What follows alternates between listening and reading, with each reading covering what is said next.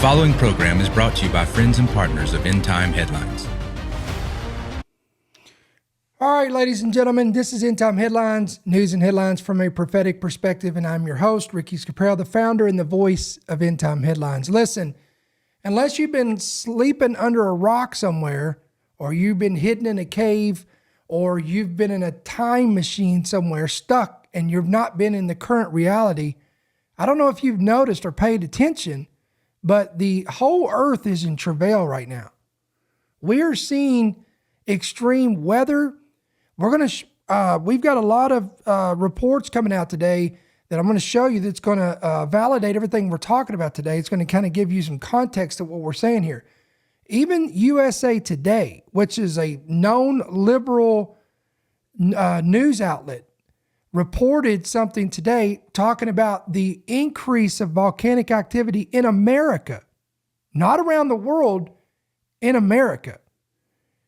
And again, these extreme floods now have struck New Jersey, New York, after they just caused chaos through the South.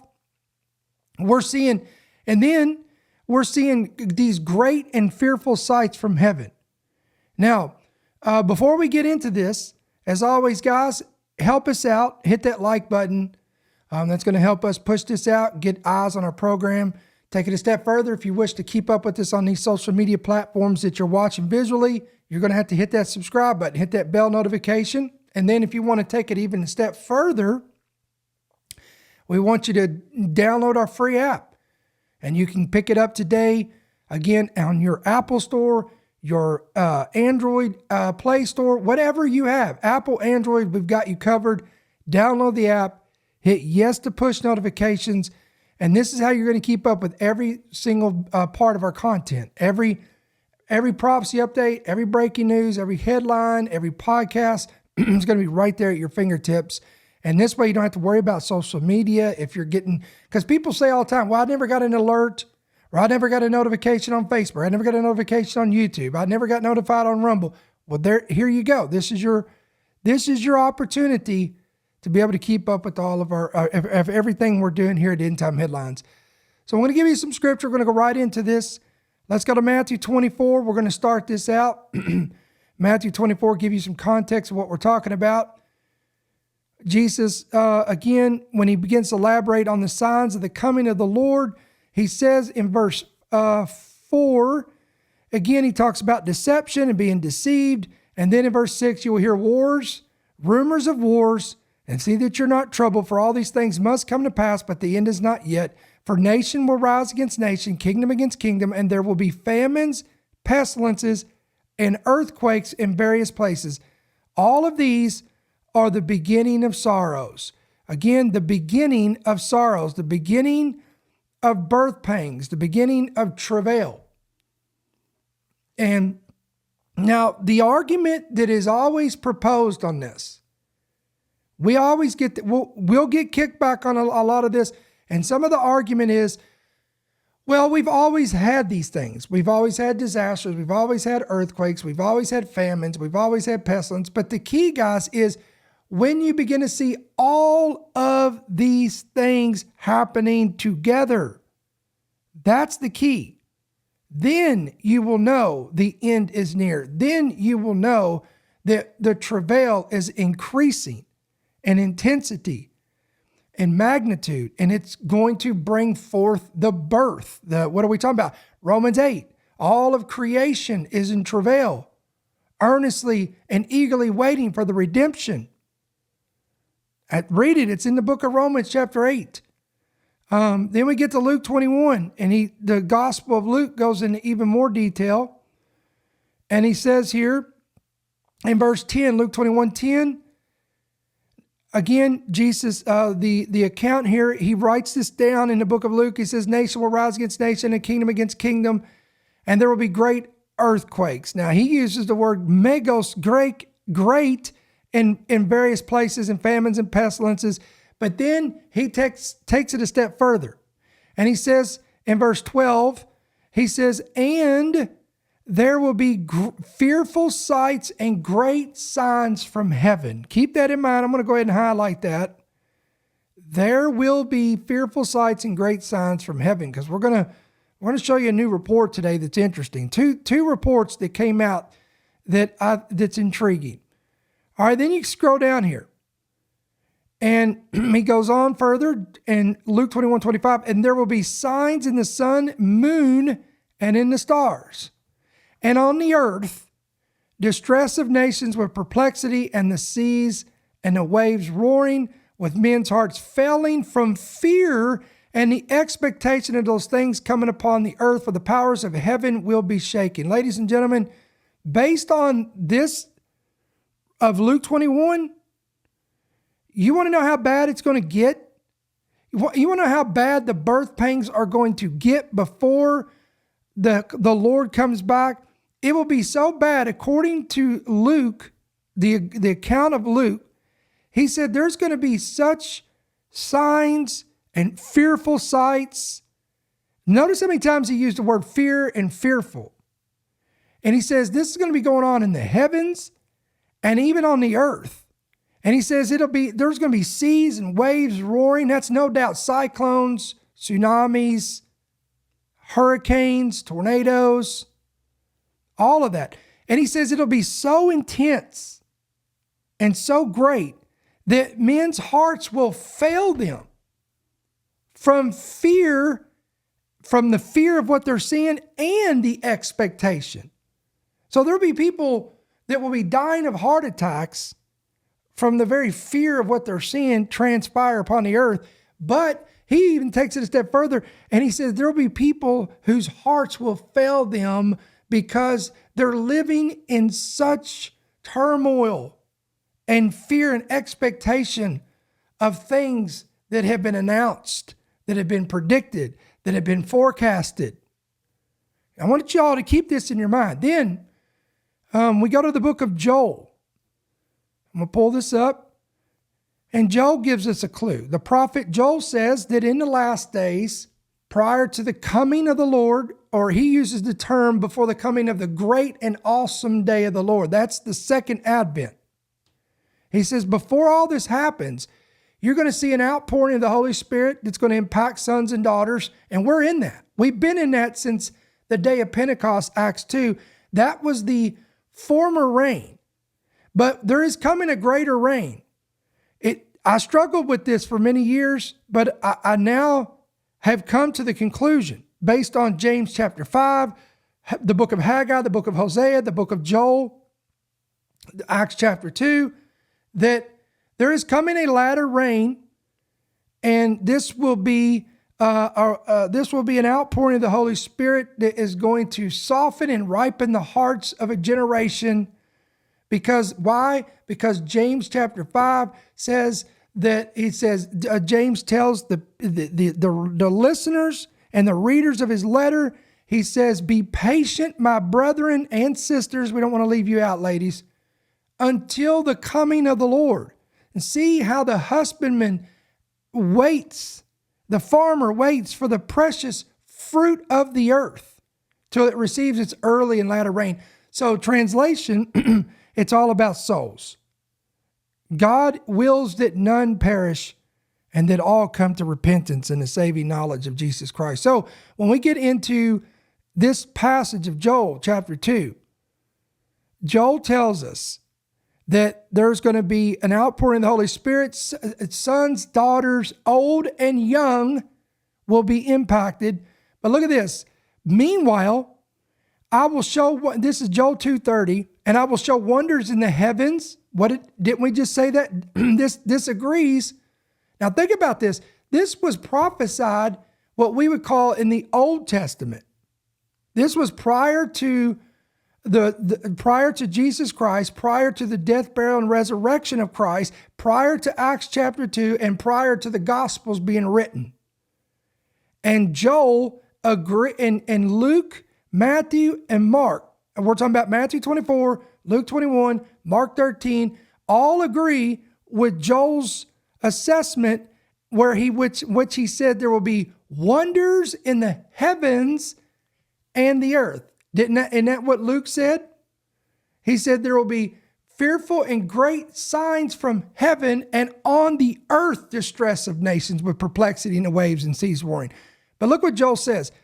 But he describes here blood, fire, and pillars of smoke, and this will cause the sun to be turned into darkness and the moon into blood. And again, all of this comes before the coming of the great and awesome day of the Lord. Now, that is, ladies and gentlemen, is our foundation of where we're going to go today, because I've got some stuff I want to show you that I think is intriguing. And again, as a watchman, we have our ear to the ground. We have our eyes wide open, and we are always seeing out there what's going on. I want to show you this. This is from Michael Snyder. We're going to give credit to him. This is the endoftheamericandream.com. Look at this. This is not normal.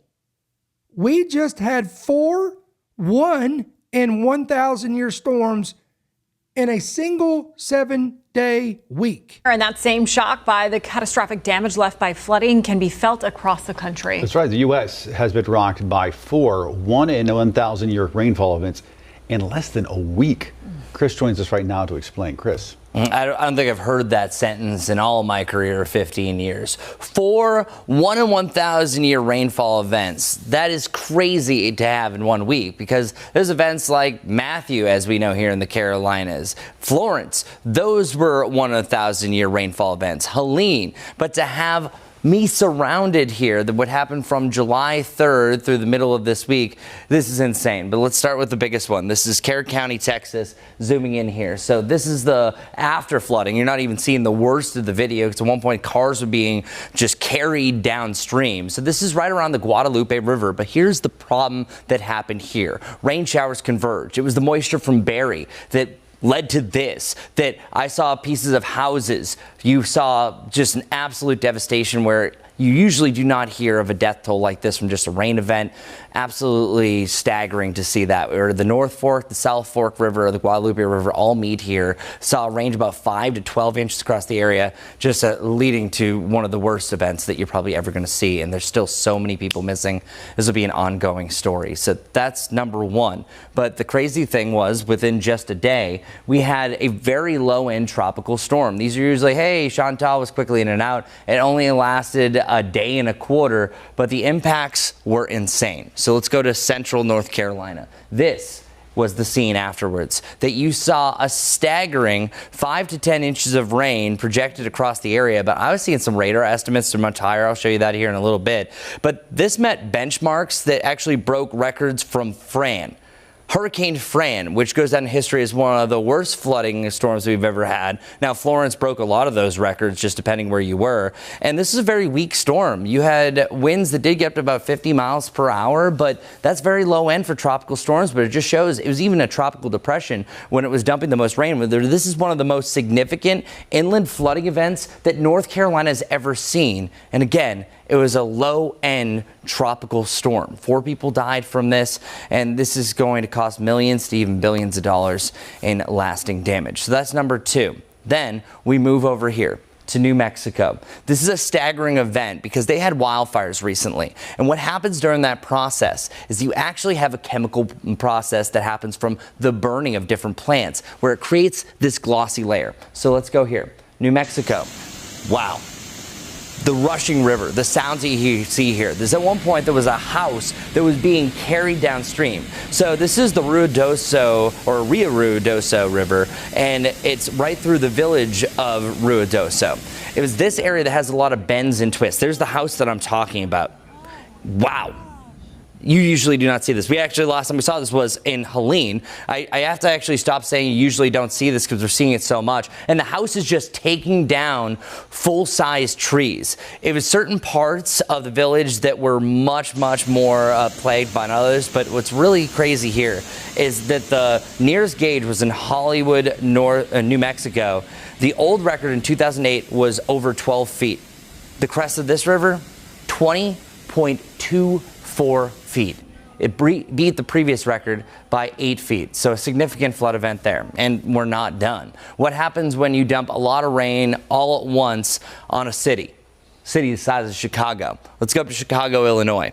It's this area that saw up to about 3 to 7 inches of rain. So this just completely overwhelmed the sewer systems of Chicago. There were some claims that there was 5 inches of rain in about a 90-minute period. Those are very similar rainfall rates to what we were seeing in Texas and New Mexico that saw those 5 to 10 inch marks. Also the same thing in North Carolina. So all these kind of correlate to one another. And other stats with this, 6.6 inches was the absolute highest total that I saw that happened in about 2 hours. It just completely overwhelmed the drains. It's not often do you have this much rain in a city, but no, actually, yesterday, parts of Boston went underwater. So what's going on? First off, what is a 1 in 1,000 year rain event? And why are we seeing so many of them? It has nothing to do with, hey, only once in 1,000 years you're going to see this. It's about a law of average, where 1 in 100 years is a 1% chance of happening the way that things have been set up for rainfall events and flood events along river basins. But if you divide 1 by 1,000 in this case,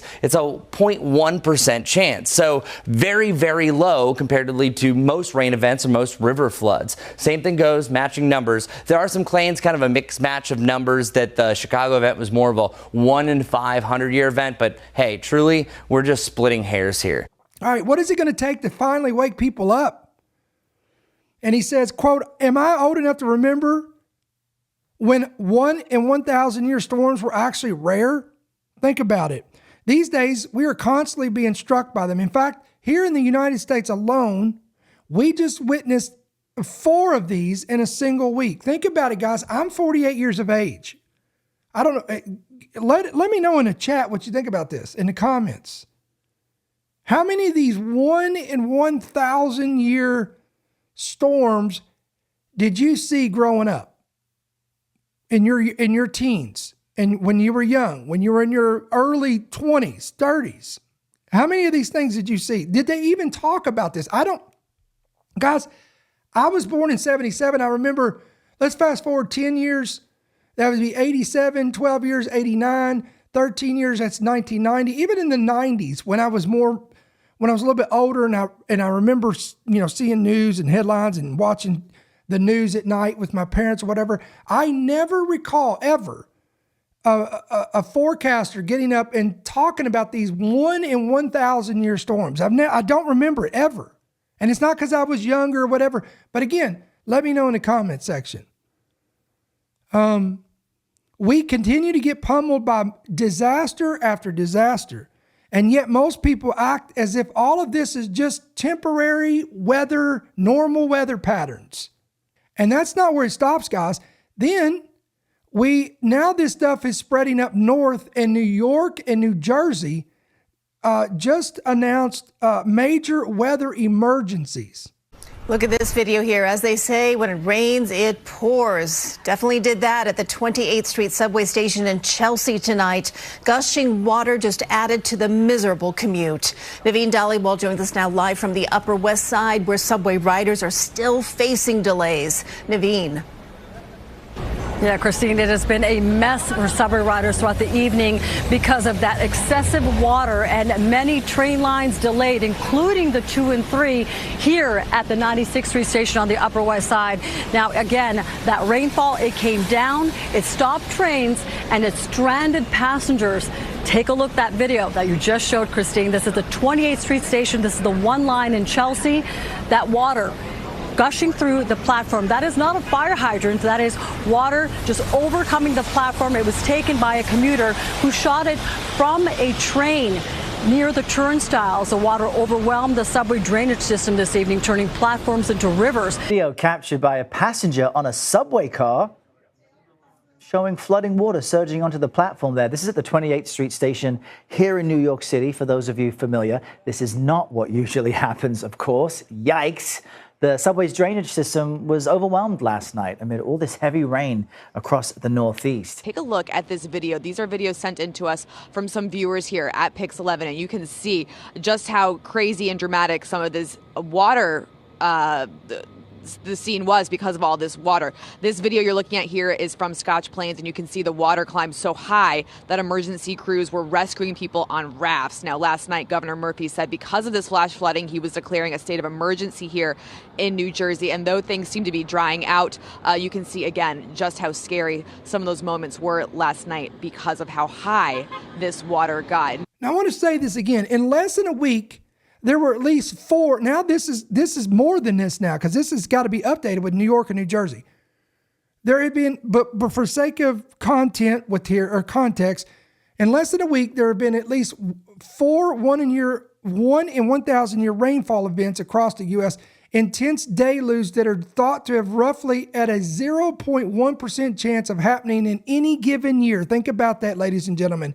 They have less than a 0.1 chance of happening in any single given year, yet we keep seeing them back.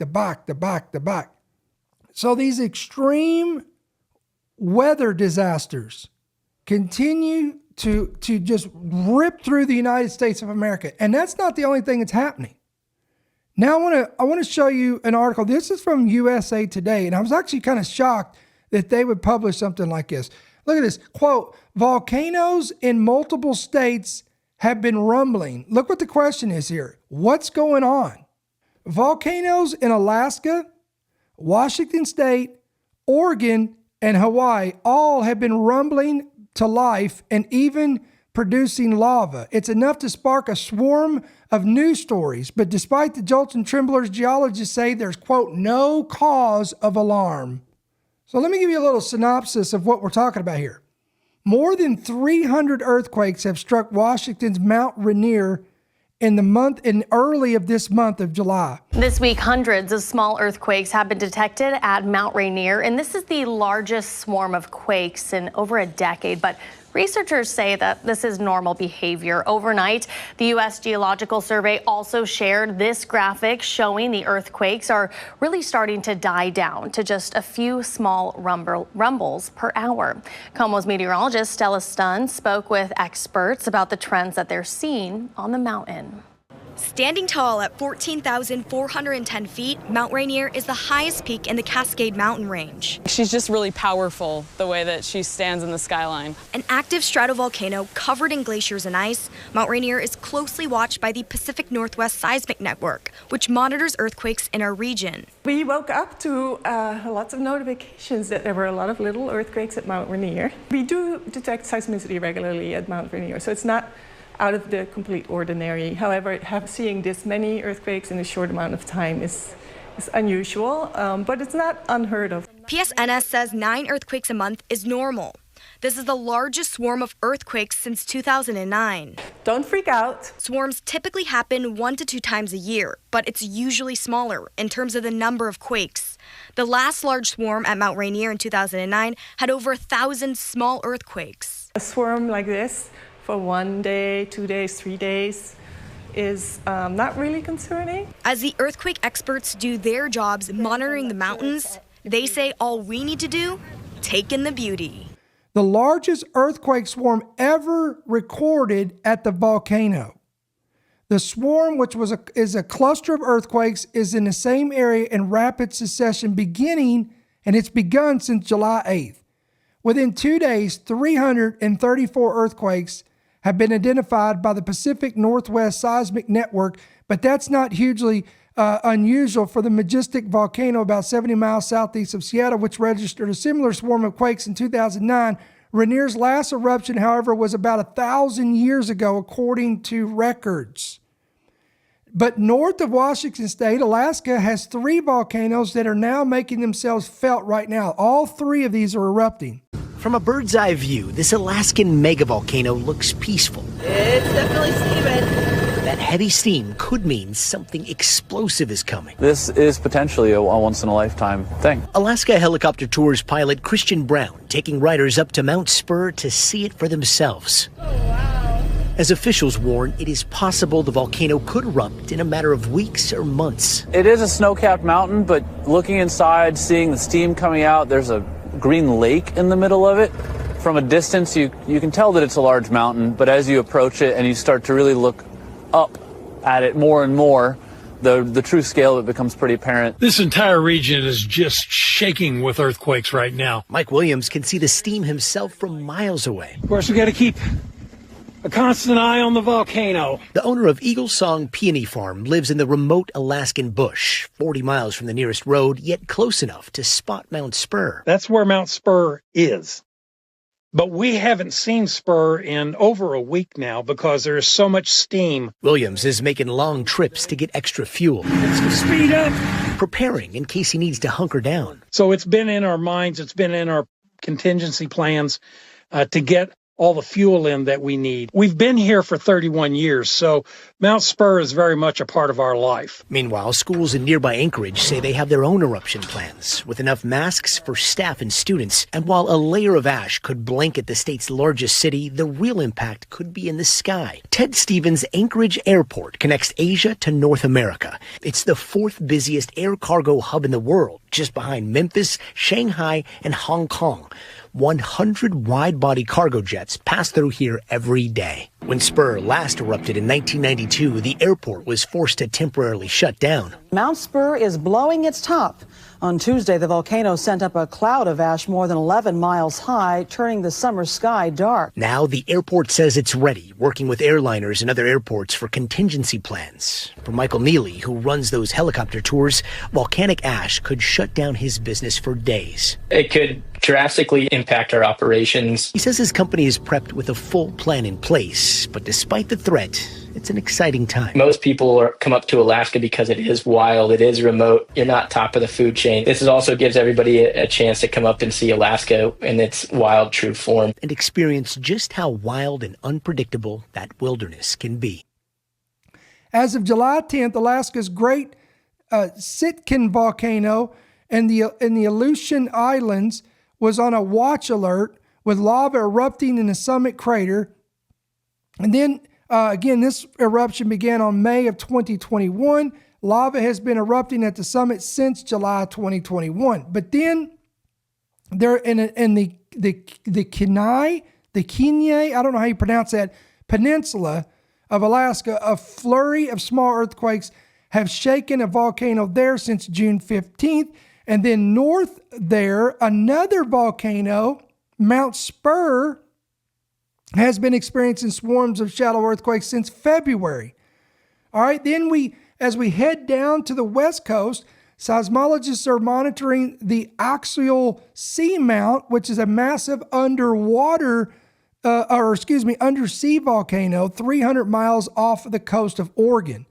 A volcanic eruption that could happen by the end of the year. This is the best studied underwater volcano in the world right now. And every time we go through this volcanic cycle, we're learning things new. Debbie Kelly, a University of Washington oceanography professor, has been studying the axial seamount for years. It's a massive underwater volcano about 300 miles off the Oregon coast and nearly 4,900 feet below the ocean. This is the channelway. Scientists at UW's Cabled Array, one of the largest ocean observatories in the world monitoring this active volcano, have seen potential eruption signs the last few months. An increase in earthquakes beneath the sea floor, and the volcano inflating due to buildup of magma. Do people need to worry about this eruption?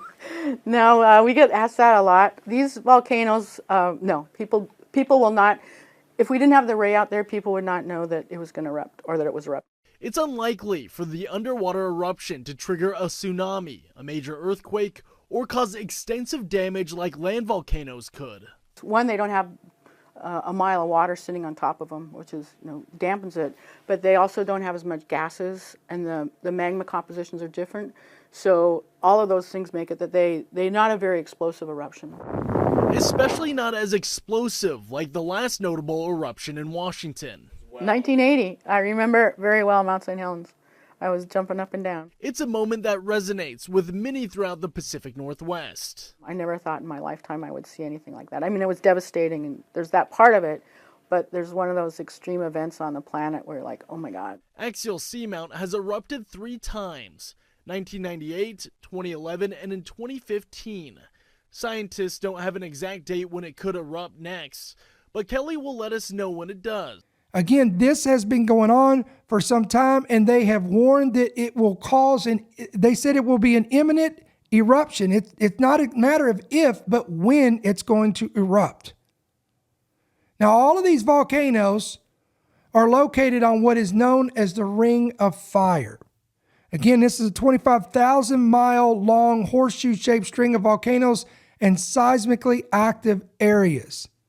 So this is even though I don't care if these geologists and volcanologists and all them say, there's nothing to worry about here, guys, nothing to be concerned about. Listen, 99.9% of these people, they have no knowledge of the Bible. They don't understand Bible prophecy. They don't understand any of this stuff. We do. We understand this. So what considered to be normal to them, guys, to us who have our eyes wide open, we know according to Scripture.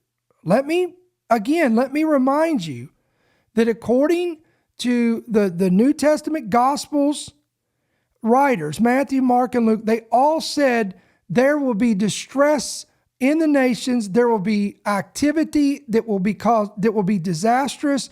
It will cause the waves and the seas to roar. Now think about this. If an underwater or undersea volcano was to erupt, it has the potential to produce what we saw in 2011 in Japan, which is a massive tsunami. This would absolutely describe the waves and the seas roaring.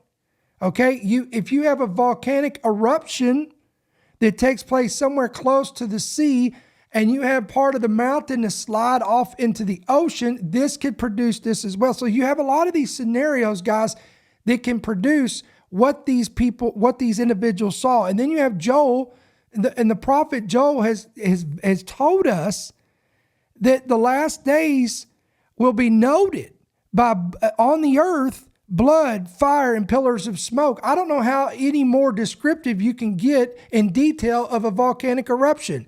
If the writer is describing, you think about in the days in which they wrote this, okay, they're describing something that looks like a volcanic eruption. You have fire, you have pillars of smoke, the blood, it looks like it's the lava shooting out, and it does. It looks like blood. It looks like blood shooting out of a crater. And then and I've said this for years, guys, even in Genesis 19, when Sodom and Gomorrah was destroyed, Moses, who wrote that, described fire and brimstone coming out of heaven. But if you do a study on this, geologists will verify to you that there's a volcano that existed, and to this day it's still there, right there on the Dead Sea Basin. There's all kinds of residue there that it gives evidence of this. So it's very plausible and possible that there was a volcanic eruption that took place, and the Lord caused this to bring judgment upon the cities of the plains, which were, again, all but one city that was spared, and that was Zoar, and that's where Lot and his family escaped from this. And we know that Lot's wife was, according to the Bible, turned into a pillar of salt. It appears, again, I'm just giving you this by trying to give you quote unquote scientific terminology to this. It's possible that she was engulfed by the volcanic eruption, just kind of like what they did in Pompeii. When the volcano erupted in Pompeii, even to this day, you can go and visit this, and you can see where there is these individuals that were caught in the volcanic ash that came through. They're frozen in time, and they're covered in this ash and rock, and that, to me, that makes perfect sense to me. So this is the point I'm trying to make to you guys, is this is something you need to be paying attention to. And we've said this: if you live anywhere in these locations, if you live again near these zones, Alaska, Washington State, Oregon, Hawaii, you may want to pay attention. Have a plan. Have an emergency plan. Have survival gear. Have enough water and food to be prepped in the event that you're separated from your family or you have to disperse from your home in an emergency. You need to have a plan. And we say this, for individuals that are in tornado zones, have a plan. People that are in earthquake zones have a plan. It's just good old common sense. All right. Now, let me shift gears. I'm going to go into another portion of what Luke said and Joel. Luke said, there will be signs in the sun, moon, and in the stars. And he said so much so that there will be fear, great fear, and expectation of the things that are coming upon the earth. And then in Luke 21:10, he said, or 11, there will be fearful sights and great signs from heaven. And then the prophet Joel said that God will show wonders in the heavens. Now, I want to show you some interesting reports that have come out. Now, look at this. An asteroid could strike the moon and offer a rare phenomenon. Let me say that again. The moon could potentially be struck by an asteroid. Soon, an exceptional astronomical event could occur before our eyes. A large asteroid nicknamed City Killer threatens to collide, look at that, ladies and gentlemen, with the moon. This extremely rare phenomenon, imagine that, right, would offer an, quote, unprecedented celestial spectacle and fascinate both scientists and astronomy enthusiasts. Now look at that, unprecedented celestial spectacle. You know what I call that? Fearful and great signs from heaven. Right? Wouldn't you say that? Could you imagine seeing that? All right, discovered in 2024, this asteroid 2024 YR4 quickly attracted the attention of experts. They nicknamed this thing City Killer. That's comforting, right? It's kind of like Apophis. Remember that asteroid? The god of destruction? Why did they let them name that? It's like, wow, really? Due to its impressive size, which is 60 meters in diameter, it will be capable of flattening a metropolis if it hit Earth. Since then, astronomers have been closely monitoring its trajectory. Good news for our planet. The latest analysis showed that Earth will not be impacted, but the moon could well be the scene, look at this, of a spectacular impact as early as 2032. Wow. So, ladies and gentlemen, 7 years from today, 2025, 2032, in 7 years, we could see the moon being struck by an asteroid. All right, according to expert calculations, the probability of the asteroid striking the moon is estimated at 4.3%. If this occurs, it will be the largest asteroid to hit our natural satellite in 5,000 years. The impact would release an amount of energy comparable to a nuclear explosion, projecting up to 100 million kilograms of material into space. One of the most fascinating effects of this collision would be the gigantic meteor shower it could trigger. Wow. Wow. Debris from the impact could be attracted by Earth's gravity and enter our atmosphere, disintegrating into a myriad of shooting stars. This phenomenon would, quote, create a light show of rare intensity, observable, with the naked eye from many locations on Earth. Ladies and gentlemen, are you paying attention to what I'm saying to you today? There will be fearful sights and great signs from heaven. There will be signs in the sun, moon, and stars. So get this, a couple of weeks ago, a friend of mine comes up to me and says, James, have you noticed how there's something weird about the sun? And I'm like, no, I haven't. So he says that the sun seems to be rising too early, hotter than usual, and certain farmers are noticing how their sunflowers are not following the sun anymore. So I'm like, okay, let me check this. I go to Reddit and social media and I find hundreds, if not thousands of videos of people talking about the same thing. No, that's not the moon. The moon is above us. I don't see, that's there and that's there. And that's not the sun. That can't be the sun because the sunset is over there. Shay, that's a planet. The sunset is over there. Mommy, that's a planet. And the moon is up here. Yeah. So that must be a planet. I absolutely hate videos like this, but I am going for my morning freaking walk, and I have got to be tripping here, dog. I gotta be tripping. Every morning I go for a walk, and every morning the sun glare is in the same freaking spot. Blinds me right from that direction. So tell me why the sun is over here. Why the hell is the sun over here when it should be over here? What? So if the sun set way over there, what is this? Like, what is that? People were noticing several glitches that they could not explain. The welding mask, so I don't know if it's like electromagnetic energy coming at us right now, being pulsed. That is so weird. Yo, it's what, 7:25, something like that? The sun's supposed to go down.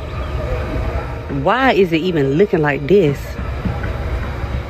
and up this high? Look at this. I don't know. Something is seriously up with the sun. The sun is coming up way too early, and it is setting way too late. Who else is noticing this? Guys, tell me what you think about this. Okay. Can you see those sunflowers? Yes, I can. Sunflowers have a thing called heliotropism. They face the sun and curve their face towards the sun every day, all day, every hour to absorb the sun.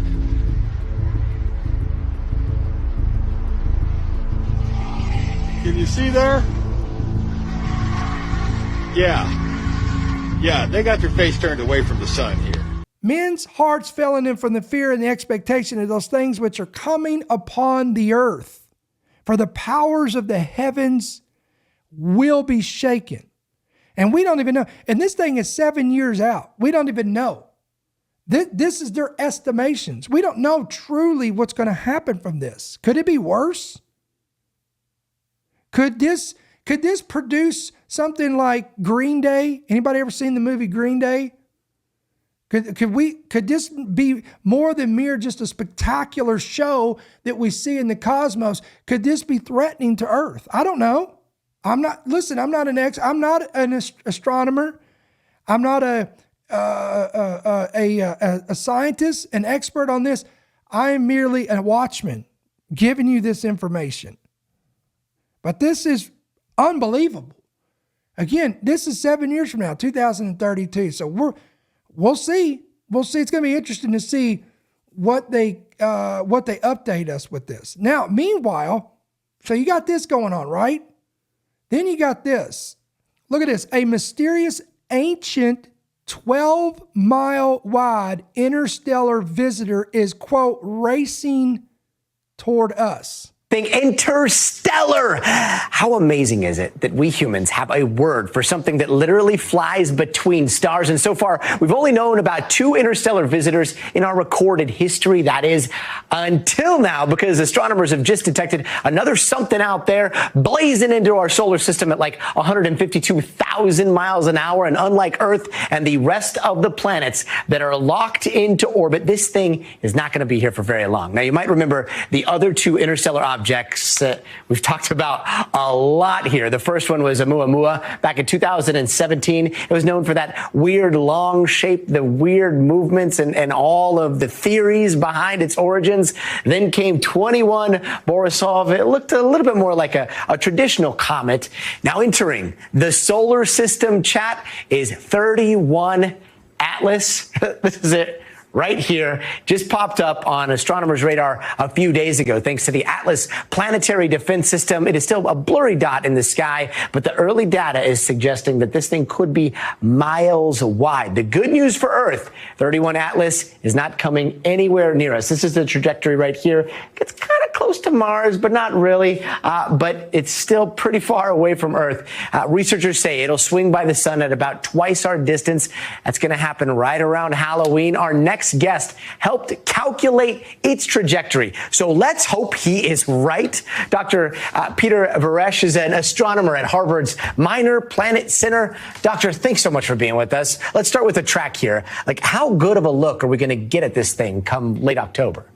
Good evening from the Minor Planet Center. So indeed, we are very lucky that we discovered this object because it is such a rare event, only third ever in our history to be detected. And we are also lucky because the object was detected pretty far from Earth, and we will have almost 1 year to observe this object. It is also quite massive and pretty bright, so right now even amateur astronomers can observe it and actually submit data to us, to the Minor Planet Center.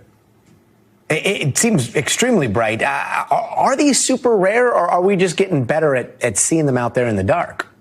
I would say they regularly go through the solar system, but until now we didn't have the detection capabilities to see them. So thanks to the program like NASA's Planetary Defense and the activities funded by NASA, they are searching for near-Earth asteroids. These objects are being finally found. And when it comes to planetary defense, when it comes to just calculating the trajectories here, like I have science fiction in my head, so I just think of a big like control room, and it's like, oh look, sir, we have something inbound. But I understand that a lot of this is, you know, a collaboration between NASA, amateur astronomers, what you guys do at Harvard. How does it actually work? How are the trajectories calculated, and what makes us so sure it's interstellar? So basically, you need a lot of observations. At the moment this object was first seen, it wasn't really clear this is an interstellar object. It was, again, one of the typical candidates for a near-Earth object, but thanks to the fact that people thought this is a potential near-Earth object, it was posted to our object website, Near-Earth Object Confirmation page, and we quickly got a follow-up from people around the world, from amateur astronomers, from professionals, also people looking through archives, and it was pretty clear within a day this object is not bound to the sun, and we got a really strong hyperbolic orbit. So it was clear and evident within 1 day this object is not bound to the sun, and it's flying to the solar system at this point. You can never have enough people looking up, I guess.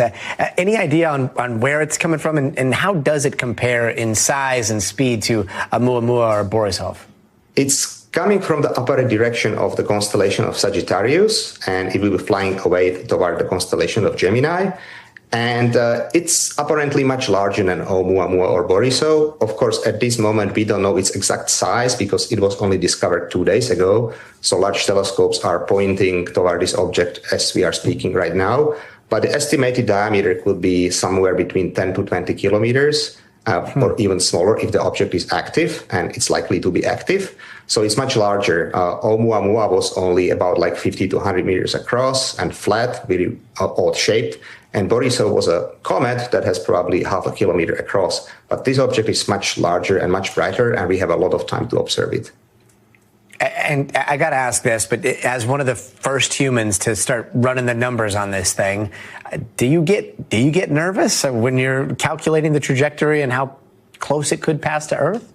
Of course, certainly. Even in this case, it was very surprising to see such an orbit that we had in our computers. So at the beginning, I couldn't believe this is interstellar. So I was even thinking maybe some observations are wrong. I was even contacting observers. Can you please confirm your observations are correct? And they responded, yes, they are. So even for us, it was really an exciting discovery. What makes this object special is that this object is very different. Look at this. It's very different compared to the previous two visitors.